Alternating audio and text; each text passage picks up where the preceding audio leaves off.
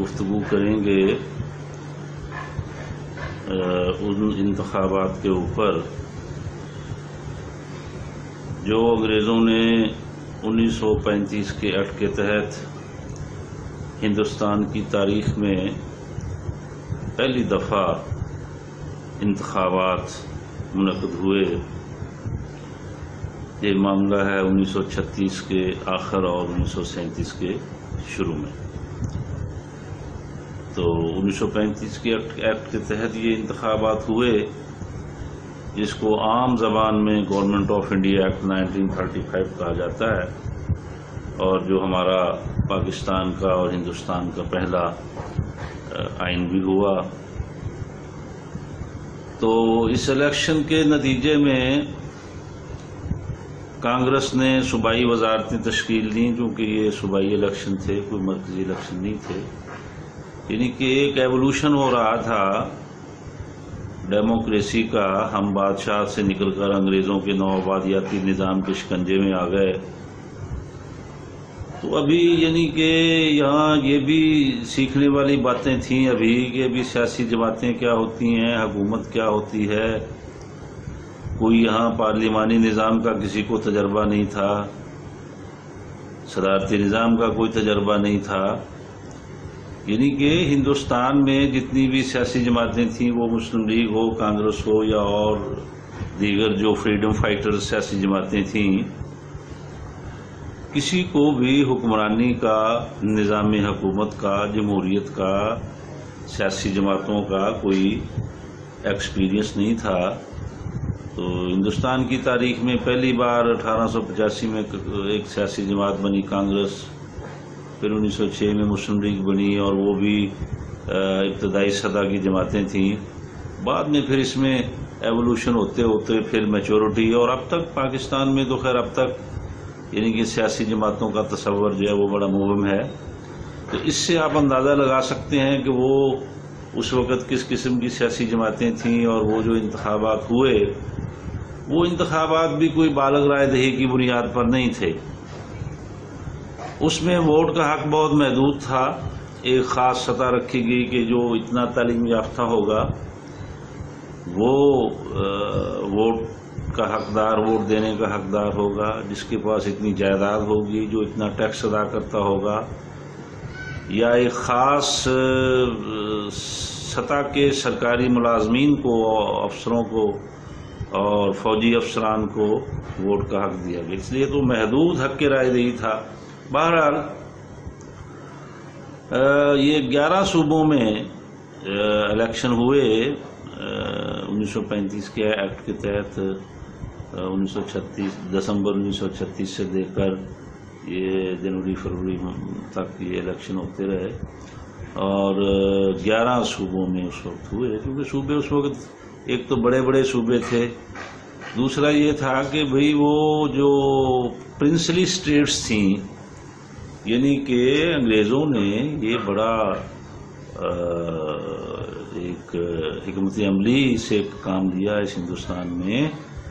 کہ وہ جو 565 کے قریب جو دیسی ریاستیں تھیں جن کو پرنسلی اسٹیٹ کہا جاتا تھا، ان کو اس میں شامل نہیں کیا۔ ان پر وہ انڈائریکٹ رول کرتے تھے، کیونکہ انہیں کوئی خطرہ نہیں تھا، وہ مطلب انڈائریکٹ رول کرتے تھے، اور باقی ہندوستان پر وہ براہ راست رول کرتے تھے، جن میں یہ 11 صوبے شامل تھے۔ تو اس الیکشن کے نتیجے میں مسلم لیگ بہت بری طرح ہار گئی، اور وہ جو کانگریس کہتی تھی کہ بھی یہ مسلمانوں کی نمائندہ جماعت نہیں ہے، وہ کسی حد تک 1937 کے الیکشن میں پروف بھی ہوا۔ یعنی کہ پنجاب، جس میں ایک بہت بڑی اکثریت تھی مسلمانوں کی، وہاں مسلم لیگ کو صرف 2 سیٹیں ملیں۔ 98 سیٹیں 98 یونینسٹ پارٹی لے گئی، اور کوئی 11-12 اکالی دل اور سکھ پارٹیاں لے گئیں، اور اسی طرح کوئی کانگریس 12-14 سیٹیں۔ کے قریب جو ہے وہ کانگریس لے گی. تو بہرحال کانگریس جو تھی وہ اس حوالے سے ایک وننگ پارٹی بن کے سامنے آئی اور 11 میں سے اس نے 7 صوبوں میں صوبائی حکومتیں بنائیں. ان میں مدراس، بمبئی، یو پی، بہار، اڑیسہ، سی پی یعنی کہ سینٹرل پروونسز یعنی جس کو اب مدھیہ پردیش کہتے ہیں، اور صوبہ سرحد میں بھی کانگریس نے وزارتیں بنائیں. تو جب کانگریس کو ان صوبوں میں حکومت مل گئی تو ایک نیا تجربہ تھا ان کے پاس. پہلی دفعہ ان کو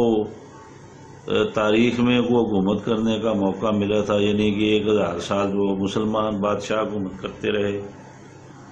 اور اس کے بعد پھر انگریز آ گئے اور ان کا نوآبادیاتی نظام آ گیا.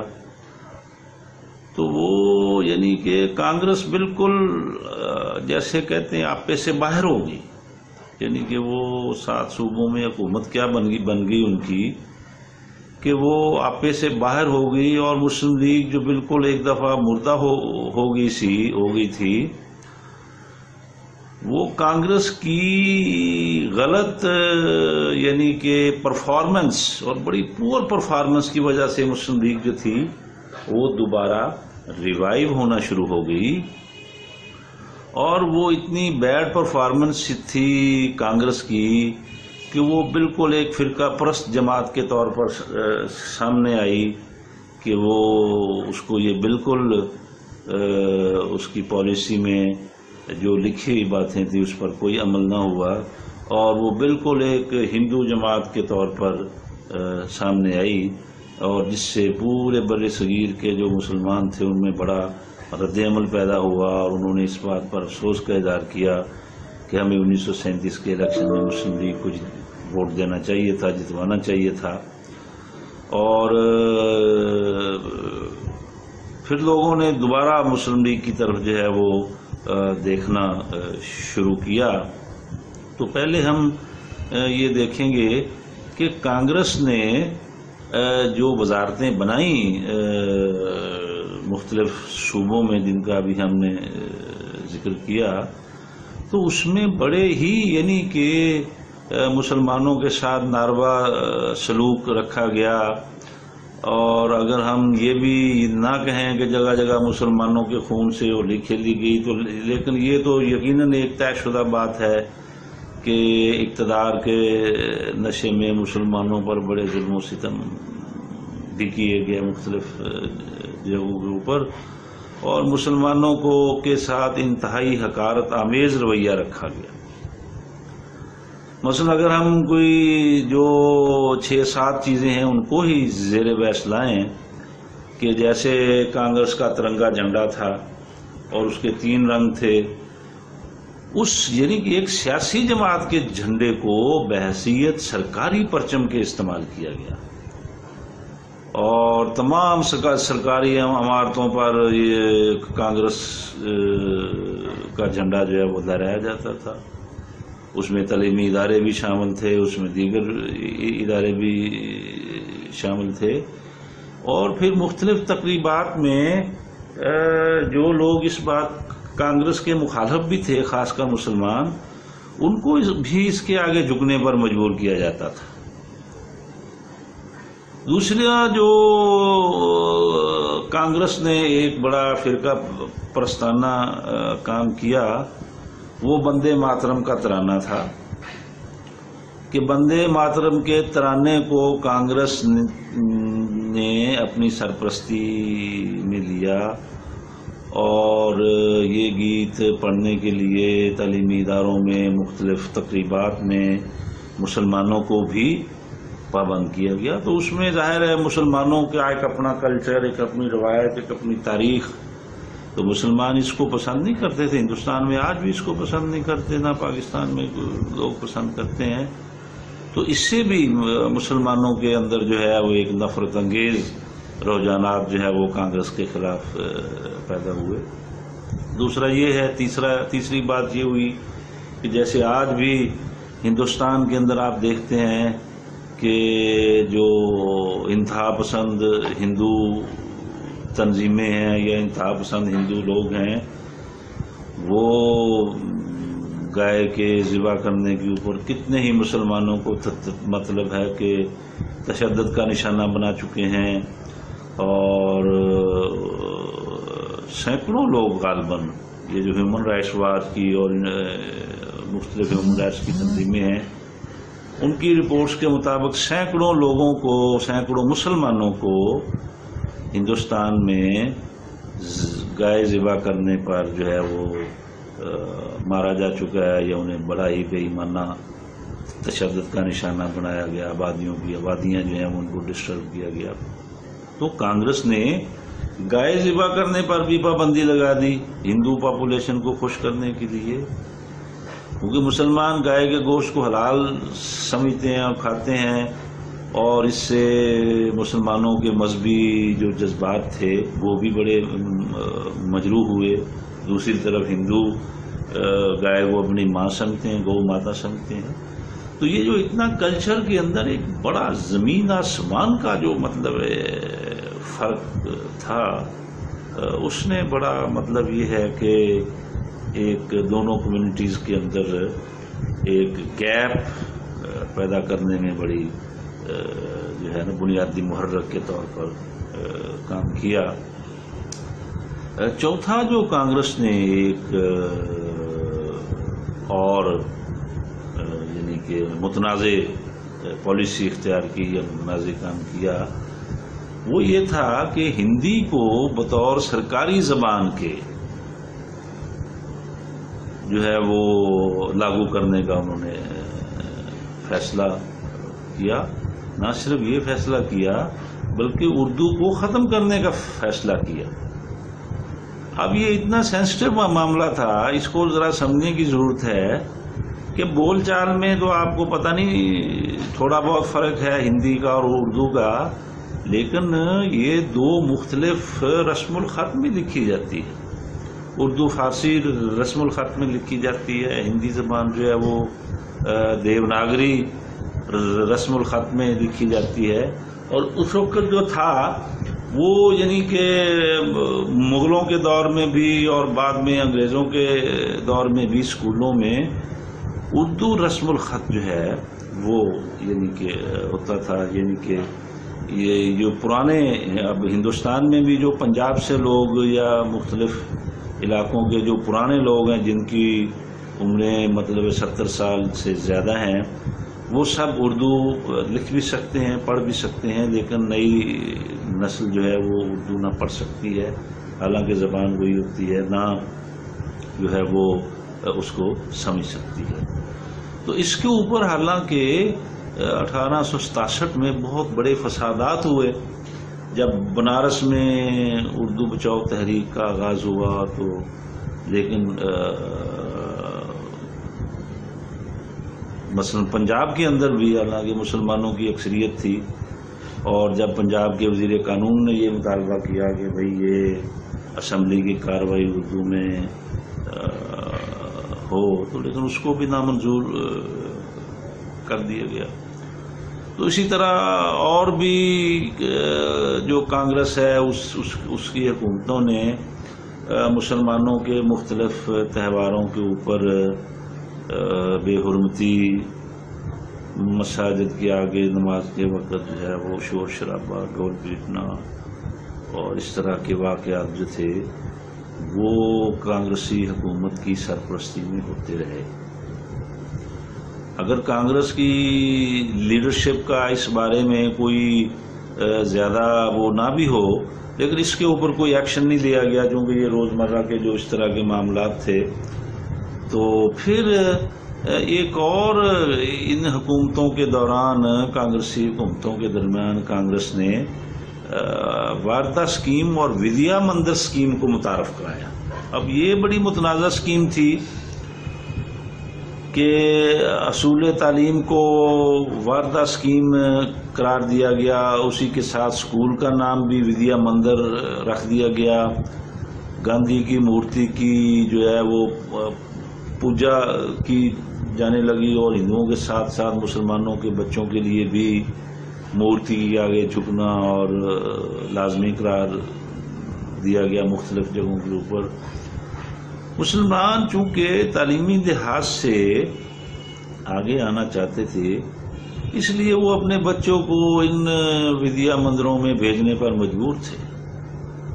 لیکن وہاں پر اس بات کا بالکل خیال نہ رکھا گیا کہ بھی اگر کوئی مسلمان ہے یا غیر ہندو ہے یا وہ اور کسی مذہب کا آدمی ہے تو اس کے جذبات کا خیال جو ہے وہ رکھا جانا چاہیے تھا۔ جیسے اب پاکستان میں حالانکہ ہم یہاں کوئی اتنے وہ نہیں ہیں کہ بھئی کوئی اتنے لبرل نہیں ہیں اس معاملے میں، لیکن اب بھی ہمارے تعلیمی اداروں میں جو غیر مسلم بچے ہیں ان کے لیے اگر اسلامیات مثلا لازمی ہیں اور اگر وہ نہیں پڑھنا چاہتے تو ان کے لیے ایک الگ سے مضمون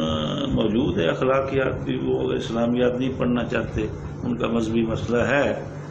تو وہ اخلاقیات کا سبجیکٹ جو ہے وہ پڑھ سکتے ہیں۔ پھر جو ہے وہ معاشی معاملات کے اوپر مسلمانوں کو بڑا ہی زچ کیا گیا، مسلمانوں کے لیے نوکریوں کے مسائل اور اس طرح کے مسائل۔ تو مطلب یہ ہے کہ بھی یہ جو کانگریسوں کو، کانگریس جماعت کو جو یہ حکومت کرنے کا موقع ملا وہ اس میں بری طرح فیل ہو گئی۔ اپنی بحثیت مجموعی بھی اس کی پرفارمنس کے حوالے سے 7 صوبوں میں، اور اس حوالے سے بھی یہ تو کوئی اس طرح کی سیاسی جماعت تو نہیں ہے کہ جو تمام مکتبہ فکر اور تمام مذاہب کے لوگوں کو ساتھ لے کے چلے، اور خاص کر مسلمانوں کے جو جذبات مجروح ہوئے، جس طرح ان کے مذہبی اور ثقافتی جذبات کو مجروح کیا گیا، جس طرح ان کو ڈاؤن ٹروڈن کلاسز میں رکھا گیا تعلیم کے معاملے میں بھی اور نوکریوں اور دیگر معاملات میں بھی۔ تو کانگریس کی یہ وزارتیں جو ہیں جو 1937 میں شروع ہوئیں، اور یعنی کہ یہ غالباً جون جولائی میں یہ حکومت سنبھالی 1937 میں کانگریس نے، اور اکتوبر 1939 تک یہ حکومتیں جاری رہیں۔ اور اس دوران مسلمانوں کو کانگریس کی اس تمام جو کارکردگی تھی، بری کارکردگی تھی، اور جو مسلمانوں کے جذبات مجروح ہوئے، اس سے مسلمانوں کی آنکھیں کھلی، اور پھر وہ مسلم لیگ کی طرف انہوں نے دیکھنا شروع کیا۔ اور اچھا یہ دیکھیں کہ یہ کوئی ایسے ہی کوئی زبانی کلامی باتیں نہیں ہیں کہ بھی کانگریس نے جو ہے وہ مسلمانوں کے ساتھ بڑا ہی ناروا رویہ اور ناروا سلوک کیا اپنے ان 2-2.5 سالوں کی حکومت میں۔ اس کے اوپر باقاعدہ پیر پور رپورٹ ایک موجود ہے، 3 رپورٹیں اس کے اوپر موجود ہیں کہ جب مسلمانوں کے حوالے سے اور مختلف اقلیتوں کے حوالے سے جو کانگریس نے بڑی ہی بری کارکردگی کا اور ظالمانہ رویہ اور تضحیک آمیز رویہ اور مذہبی انتہا پسندی کا ثبوت دیا، اس کے اوپر ہندوستان میں 3 رپورٹس موجود ہیں۔ ایک پیر پور رپورٹ موجود ہے، ایک کمال یار جنگ رپورٹ میں موجود ہے، اور ایک شریف رپورٹ میں کانگریس کے ان تمام اقدامات کی جو ہے وہ تفصیل وہ موجود ہے۔ تو اسی دوران جنگ عظیم دوم شروع ہوگی 1939 میں، اور برطانیہ نے، ظاہر ہے وہ ہم ان کے غلام تھے، یہ ان کا قبضہ تھا پورے ہندوستان کے اوپر، تو برطانیہ نے ہندوستان کو بھی جنگ میں شامل کر لیا یا الجھا دیا۔ تو اس کو موقع غنیمت جانتے ہوئے کانگریس نے پھر 23 اکتوبر 1939 کو اعلان کیا کہ برطانیہ ہندوستان کو غیر مشروط آزادی دینے کا اعلان کرے، ورنہ ہم اس کے ساتھ عالمی جنگ میں تعاون نہیں کریں گے۔ تو برطانوی حکومت نے اس کا کوئی جواب نہیں دیا. انہوں نے کانگریس کی اس صورتحال کا کوئی خاص نوٹس نہیں دیا. تو پھر کانگریس نے وزارتوں سے مستعفی ہونے کا اعلان کیا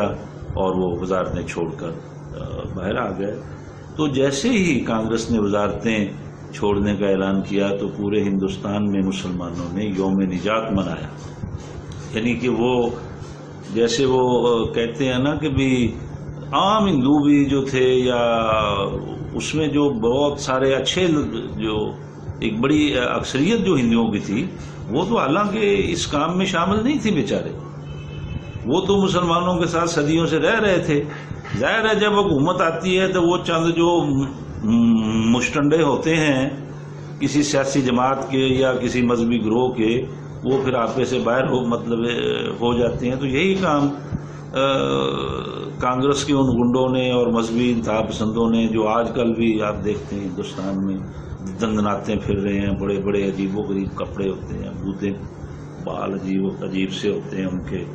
اور کوئی انسانی ان کی شکل و صورت نہیں ہوتی. تو اس وقت بھی ایسا ہی تھا. حالانکہ بحیثیت مجموعی ہندو کمیونٹی اس کام میں شامل نہیں تھی, لیکن ظاہر ہے مسلمان اس سے تنگ تھے ان کی حکومتوں سے. تو مسلمانوں نے یوم نجات منایا جب کانگریس کی حکومتیں جو ہیں وہ ختم ہوئی. دوسرا کام یہ ہوا کہ اس سے مسلمانوں کے اندر چونکہ ایک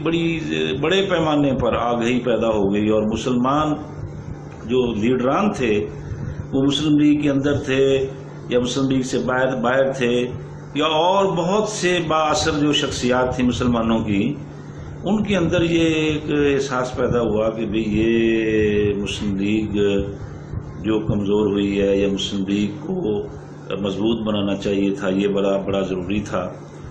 تو پھر اس مسئلے کے اوپر ایک کانفرنس کا انعقاد کیا گیا یو پی میں. وہ قائد اعظم محمد علی جناح صاحب نے وہ ایک کانفرنس بلائی.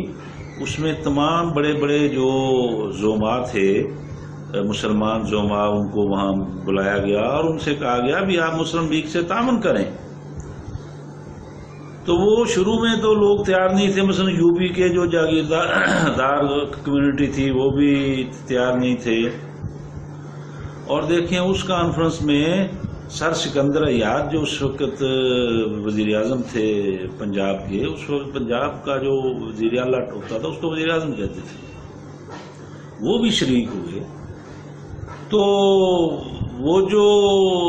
جب محمد علی جناح صاحب سے ان کی ایک بڑی طویل ملاقاتیں ہوئیں تو اس کے بعد وہ بھی کنونس ہو گیا, حالانکہ وہ یونینسٹ پارٹی کے سربراہ تھے. تو بہرحال انہوں نے باقی مسلمان لیڈروں کو بھی, کوئی جو بنگال سے آئے تھے یا پختونخوا سے آئے تھے یا یو پی سے تھے, اور انہوں نے سر سکندر حیات نے جو یونینسٹ پارٹی کے لیڈر تھے انہوں نے ان کو کنونس کیا کہ بھائی آپ یہ مسلم لیگ سے تعاون کریں. انہوں نے مثلا نواب اور بھوپال کو جو ہے وہ قائل کیا, سر آغا خان سوئم کو انہوں نے قائل کیا کہ آپ مسلم لیگ کے ساتھ جو ہے وہ تعاون کریں. پھر یہی وہ موقع تھا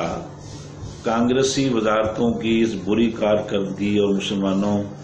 کے ساتھ جو ان کا جارحانہ رویہ تھا, جس کے نتیجے میں پھر اس کانفرنس کے بعد سکندر جناح پیکٹ ہوا, اور پھر مسلم لیگ کو پنجاب کے اندر کھلے عام کام کرنے کی آزادی دی گئی. اور مسلمان ایم پیز کے لیے بھی سردار سکندر حیات نے یہ یعنی کہ اس سکندر جناح پیکٹ میں شامل ہو گئے, کیونکہ اگر کوئی بھی یونینسٹ ایم پی اے جو ہے وہ اگر مسلم لیگ میں شامل ہونا چاہتا ہے تو وہ مجھے کوئی اعتراض نہیں ہوگا. تو اس طرح مسلم لیگ جو تھی وہ جس کی 1937 کے اندر جو ہے وہ بڑی الیکشن کے حوالے سے بری کارکردگی تھی, پھر اس طرح وہ کانگریس کی بری کارکردگی کے نتیجے میں حکومتی بے انصافیوں اور دوسرے کاموں کے نتیجے میں وہ ساکھ بحال ہوئی, اور پھر 1946 کے الیکشن میں مسلم لیگ بہت بڑی تعداد سے جو ہے وہ جیتنے میں کامیاب ہوگی. تو اس طرح یعنی کہ وہ جو کانگریس تھی وہ بظاہر آج بھی بہت سارے لوگ پاکستان میں بھی سمجھتے ہیں اور ہندوستان میں بھی لوگ سمجھتے ہیں کہ بھی کانگریس کو بڑی لبرل اور سیکولر جماعت ہے، اور یہ بڑا عجیب معاملہ ہے اس بر صغیر کے اندر کہ جو عوام ہے وہ تو سیکولر ہیں، اس میں کوئی شک نہیں ہے، وہ ہندو ہوں، وہ مسلمان ہوں، وہ سکھ ہوں، کرسچن ہوں، عام زندگی میں بر صغیر کے مسلمان ماضی میں بھی سیکولر تھے اور آج بھی سیکولر ہیں، لیکن جو لیڈرشپ اور ریاستیں ہیں وہ سیکولر نہیں ہیں۔ ہندوستان کے آئین میں تو لکھا ہوا ہے کہ یہ ایک سیکولر